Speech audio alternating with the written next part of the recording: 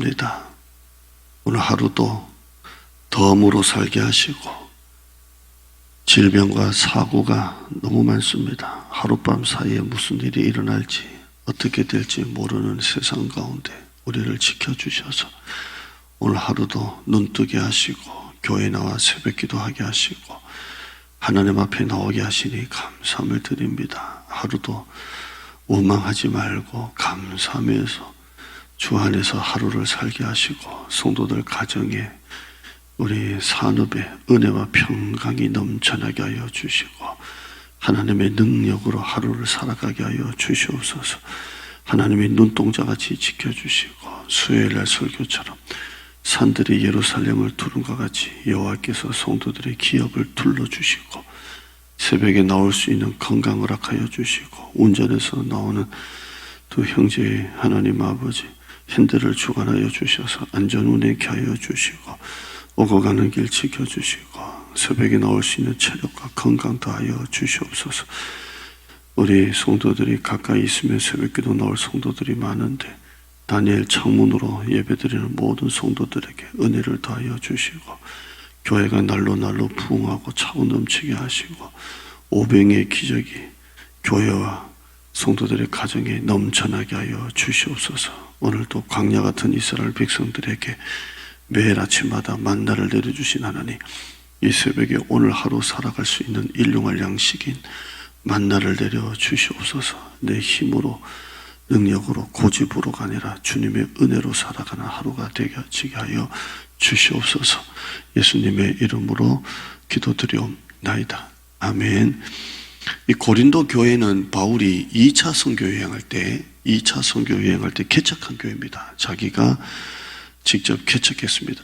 로마서 우리가 앞에 봤는데 로마서는 제가 그때 말씀을 드렸듯이 바울이 개척한 교회가 아닙니다. 로마 교회는 바울이 개척한 교회가 아니고 어떻게 됐는지 자생적으로 어떻게 먼저 된 교회고 이 고린도 교회는 바울이 2차 선교 여행 때 자기가 직접 개척했습니다. 고린도라는 도시에 가서 개척을 했고요. 이 편지는 3차 선교 여행 때 2차 끝나고 3차 선교 여행 때 개척한 지도 얼마 안 된 교회에서 문제가 얼마나 많이 발생했는지 이 사도 바울이 이 소식을 듣게 되고 이 문제에 대해서 답을 하는 내용이 이 서신서입니다. 이 얘기를 듣고 난 다음에 도저히 안 되겠다. 내가 다시 갈 수는 없고 그래서 편지에다가 조목 왜 이런 문제가 있느냐 그리고 그 문제에 대해서 답을 다는 형식이 바로 이 고린도서입니다. 그러니까 여러분들이 데살로니가서를 보면 바울이 칭찬밖에 안 해요. 왜? 자기가 전도한 지 3주밖에 안 됐는데도 너무 잘하니까 너의 믿음과 소망과 사랑과 내가 너무 감사하다 이렇게 할 정도인데 고린도 교회를 보면 그냥 막 대놓고 막 뭐라 합니다. 그냥 얼마나 뭐라 하는지 여기에 뭐 그런 어투도 없고 하지만 내용을 한번 보면 막 하면서 사도 바울이 어떻게 이런 문제가 생겼냐라고 하면서 그냥 막 뭐라 하는 그런 내용이 많습니다. 만약에 목회자가 직접 설교하게 되면 그냥 막 한 달 내내 교인들 오면 막 책망하는 설교를 하듯이 그런 내용이 고린도서입니다. 어떤 문제가 있는지 제가 한번 말씀을 드릴게요. 교회 안에 당파가 생겼습니다. 당파. 뭐 바울파, 아볼로파, 그리스도파, 예수파 네 파가 갈라져가지고 두 파만 갈라져도 교회가 시끄러운데 네 파가 갈라져가지고 우리 줄이 네 줄이잖아요. 네 줄이 갈라져가지고 서로 싸우고 네가 맞니 내가 맞니 하면서 막 싸웁니다. 이게 4장까지 나오고요. 두 번째는 남자가 그러니까 아들이죠. 자기 아버지의 첩하고 그 아들이 동침을 해가지고 또 이 성적인 문제가 5장에 나오고요. 6장에는 세상 법정에다가 소송하는 문제가 나오고요. 4장에는 창녀들과 성적인 타락의 문제가 6장에 나오고요. 7장에는 이혼 문제가 나오고요. 8장에서 10장까지는 우상에 바쳐진 우상에 바쳐진 제사, 제물에 바쳐진 고기를 먹느냐 안 먹느냐 그 문제가 나오고요. 11장에는 예배할 때 여자들이 머리에다가 이렇게 노을 같은 거 쓰잖아요. 이걸 쓰냐 마냐 이 문제가 나오고요. 성만찬 문제가 나오고요.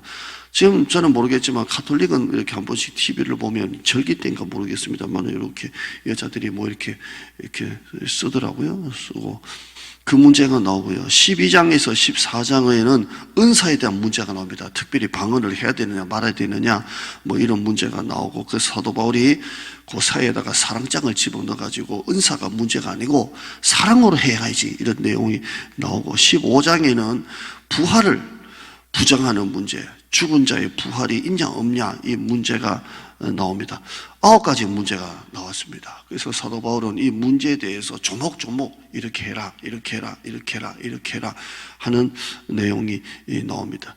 이 엄청난 문제가 한 교회 안에서 일어났습니다. 한 교회 안에. 여러분, 한 교회 안에 이 9가지 문제 중에 한 개만 일어나도 교회는 무너집니다. 막 싸우고 막, 그죠? 교회 내에 내파만 갈라져도 교회는 무너집니다. 엄청난 문제가 일어났습니다. 지금은 이 바울이 개척하고 난 다음에 초대교회보다 2000년이 지났죠. 근데 이 교회는 지금 2000년 전의 교회입니다. 예수님의 십자가, 사도 바울이 전도한 지 그 2000년 전의 교회가 개척하자마자 문제가 막 팍 터지고 난리가 났습니다. 그런데 사도 바울은 이 교회를 향해서 이 교회도 하나님의 교회다, 하나님의 교회다라고 말합니다. 문제 없는 교회는 없습니다. 그러나 문제보다 하나님의 은혜가 더 큽니다. 할렐루야. 교회 안에 문제 없는 교회가 어디 있어요? 교회가 좀 편안하다 보면 또 시험 들고 시험 들다 보면 편안하고, 제가 주일 낮예배 때 설교했듯이 교회가 부흥이 될 때는 시험의 때가 있고 시험의 때가 있으면 또 부흥의 때가 있고, 항상 이걸 염두에 두듯이 교회 안에 문제가 없는 데는 아무 데도 없어요. 아무 데도 없지만 그러나 문제보다 더 큰 은혜가 있으면 됩니다. 교회에는 짜잘한 문제가 있지만 문제보다 더 큰 은혜가 있는 것입니다. 사도 바울은 이렇게 문제가 많은 고린도 교회도 하나님의 교회라고 합니다. 그리고 이런 교회에 강한 책망을 하고 권면을 하면서 하나님이 이런 교회도 포기하지 않으신다는 것을 말씀합니다. 예수님은 베드로에게 내가 내 교회를 세우겠다고, 내 교회를 세우리니 음부의 권세가 이기지 못할 것이다 라고 했습니다. 이 고린도 교회가 그런 문제가 있지만 여전히 이 교회도 하나님이 사랑하시는 교회고 하나님이 쓰시는 교회고 선교하는 교회고 하나님이 세우시는 거룩한 교회인 줄을 믿습니다. 제가 이 고린도 교회가 이런 교회다라는 것을 잠깐 말씀을 드렸고요. 오늘 우리가 읽을 내용을 한번 읽었으면 좋겠습니다. 13절 한번 읽어보시죠. 7장 13절에서 16절 한번 같이 읽어보죠. 7장 13절에서 16절 시작. 어떤 여자에게 믿지 아니하는 남편이 있어 아내와 함께 살기를 좋아하거든 그 남편을 버리지 말라. 믿지 아니하는 남편이 아내로 말미암아 거룩하게 되고 믿지 아니하는 아내가 남편으로 말미암아 거룩하게 되나니 그렇지 아니하면 너희 자녀도 깨끗하지 못하리라. 그러나 이제 거룩하리라. 혹 믿지 아니하는 자가 갈리거든 갈리게 하라. 형제나 자매나 이런 일에 구애될 것은 없느니라. 그러나 하나님은 화평 중에서 너희를 부르셨느니라. 아내 된 자여 네가 남편을 구원할는지 어찌 알 수 있으며 남편 된 자여 네가 네 아내를 어찌 알 수 있으리요. 오늘 설교 제목이 두 사람 중에 한 명이 믿지 않는 사람과 결혼했을 때 오늘 설교 제목입니다. 둘 중에 하나가 믿지 않았을 때 그런 내용입니다. 자, 보세요. 불신자 남편하고 안 믿는 남편하고 믿는 여자하고 결혼했습니다. 한쪽이 안 믿어요. 남편이 안 믿고 부인이 믿어요. 그러면 이 가정은 거룩한 가정이 될 가능성이 클까요? 둘 다 안 믿게 될 가능성이 클까요? 자, 한쪽은 믿고 한쪽은, 남편은 안 믿고 여자는 믿어요. 그럼 이 가정은 둘 다 안 믿게 될 가능성이 클까요? 둘 다 믿게 될 가능성이 클까요? 믿게 될 가능성이 큽니다가 아니라 됩니다. 됩니다. 됩니다. 자, 그러면 또 남편을 믿고, 남자는 기독교 집안이라서 믿고, 어떻게 믿었는지 믿고, 여자는 안 믿어요. 그러면 믿게 될 가능성이 클까요? 둘 다 안 믿게 안 거룩하게 될 가능성이 클까요? 믿게 될 가능성이 큽니다. 믿습니다. 믿게 됩니다. 믿게 됩니다. 믿게 됩니다. 저희 작은 누님은 완전 정통 3대, 4대 기독교 집안과 장로님 아들과 결혼해서 신앙생활을 온 가족이 잘하고 있고, 저희 큰 누님은 믿지 않는 선을 보고 그냥 홀딱 넘어가가지고 이 매형이 저희 어머니에게 딸을 주시면 교회 다니겠다고 뻥을 쳐가지고 그리고 결혼을 시켜줬는데, 저희 누님을 교회까지는 태워주는데 교회 안에는 안 들어와요. 몇 번 들어갔는데 잠이 와서 못 견디겠다고 하면서 지금도 안 믿습니다. 지금도 안 믿고 교감 선생님 하다가 퇴직하셔서 공인중개사 자격증 따서 지금도 돈을 많이 벌더라고요. 뭐 버는데 지금도 안 믿습니다. 근데 저희 누님은 그 큰 교회, 몇천 명 모이는 교회 반주하고, 지금도 저희 누님 오랫동안 반주하고 이렇게 있는데요. 이런 가정 믿게 될 가능성이 클까요? 안 믿게 될? 이 남편 결국 믿습니다. 믿습니다.